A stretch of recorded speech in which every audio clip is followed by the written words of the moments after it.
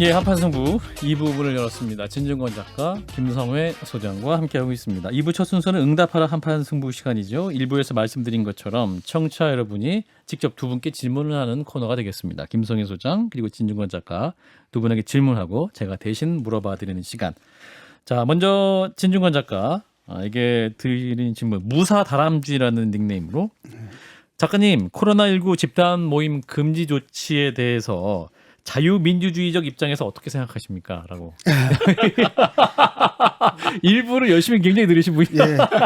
핵심 키워드 자유민주주의 입장에서 그러니까 집합금지. 문제가 있다고 봅니다. 아, 그러니까 우리 사회에서 저는 이제 자유주의에 대한 평가가 별로 없는 것 같아요. 왜냐하면은 저쪽 옛날 보수 측은 이제 국가주의자들이었고, 그다음 지금 집권 측은 민족주의자들이지 결코 개인주의자들은 아니거든요. 그래서 사실 집회, 시위, 결사 이런 자유는 헌법적 권리거든요. 모든 개인이 갖는 권리인데 이게 어떤 특정한 상황을 맞아서 박정희 때는 그게 국가안보였고 지금은 이제 코로나인데 이걸 통해서 너무 쉽게 무시되는 경향이 있다고 저는 보거든요. 예. 그래서 이건 원천봉쇄가 아니라 원칙적으로는 허용을 해야 되는 것이고요. 그 집회를 허용하는 조건으로 뭐냐면 방역적인 안전조치를 취하게끔 조건을 달고 만약에 이 조건들을 그 집회 참가자들이 어겼을 때는 그때는 해산하는 식으로 가는 게 옳다고 봐요. 근데 우리는 그냥 차벽부터 세워버리니까 이것은 제가 볼 땐 코로나 전체주의적인 경향이라고 보고 굉장히 우려하고 있습니다. 그런 부분에 대해서. 네. 저 요 말씀에 대해서 한마디만 좀 코멘트를 달고 싶은데, 그러니까 이제 공권력이 군사 독재 시절 거치지 않아서 공권력이 인정받는 사회였으면 지금 말씀하신 대로 하고 해산이 안 되면 가서 몽둥이로 때려서라도 잡아서 해산시키면 되는 거거든요. 외국은 다 그렇게 하지 않습니까? 몽둥이로 때리지는 않아요. 아니, 때리죠.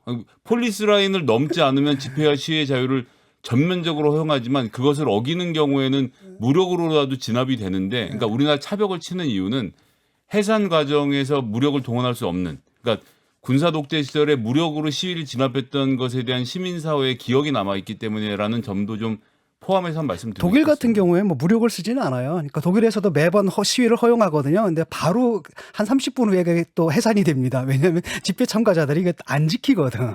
근데 그럼에도 불구하고 허용을 하고 하게 되면 이제 해산을 하거든요. 평화적으로 해산을 합니다. 미국은 이제 백악관 앞에도 폴리스 라인만 치면 무조건, 그러니까 폴리스 라인을 집회 참가자들이 쳐놓고 난 이렇게 돌아다니겠다라고 하고 돌아다니는데, 그러니까 미국처럼 경찰이 그냥 막 혐의자한테 막 총 쏴대는 나라는 사실 네. 굉장히 극단적인 예고, 저는 우리나라 시민들 같은 경우에도 경찰의 그 평화적인 해산, 뭐 평화적인 해산 그 요청에 응할 거라고 봐요. 물론 이제 극단적인 사람들도 있지만 그 사람들은 뭐 때리거나 이런 건 아니고 그냥 잡아다가 넣으면 되는 거니까. 작년 8.15 때 집회를 떠올려 보면 꼭 그렇게 되진 않을 것 같아서 걱정이 좀 되긴 합니다. 예, 하지만 집회 결사의 자유는 보장을 해야죠. 예, 굉장히 또 미니 논쟁이 있었습니다. 예, 좋네요. 자, 이어서 김성희 소장께 드리는 질문.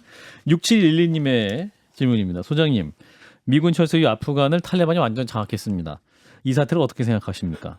예, 굉장히 큰 질문이에요. 이게 지금 한마디로 대답할 질문입니까? 외교의 현인에게나 묻는 그런 질문을 소장님께 줬고, 미국에서 한국과 아프간을 비교하는 논평도 있던데 이 부분 동의하십니까? 라는 질문 두 가지. 거기다 이제 주한미군 철수까지요, 예, 포함해서. 아닙니다. 그러니까 뭐 이게 답변하신 수까지만 하시면 될 것 같아요. 어지럽네. 이게 자, 논문 제목인데 예. 거의.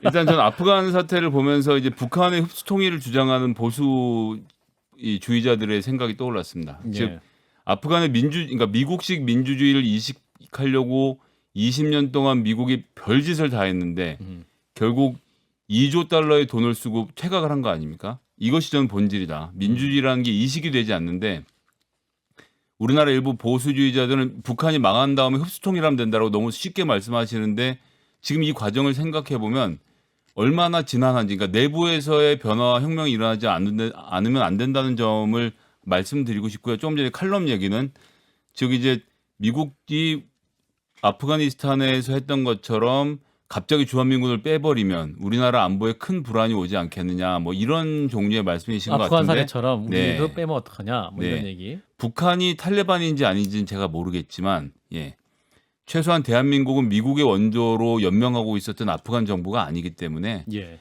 그리고 미군의 군사가 여기 들어와 있는 것은 북한으로부터 우리나라를 지켜주는 것이 아니고 동북아에서의 군사적 전략적 요충지로서 우리나라 땅을 빌려주고 있는 것이거든요. 경우가 다르기 때문에 일률적으로 비교할 문제는 아니라고 봅니다. 그렇죠. 뭐 1대 50이거든요. 국력 차가. 그럼요. 그리고 사실 북한의 전체 재정이 우리나라 국방비거든요.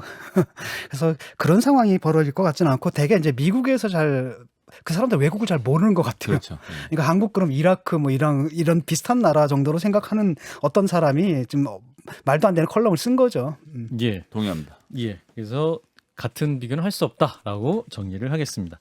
무사다람쥐님은 우물정 하나둘 샵 1212번으로 전화번호 남겨주시면 저희가 커피 쿠폰 선물로 보내드리겠습니다. 응답하라 한판 승부였습니다.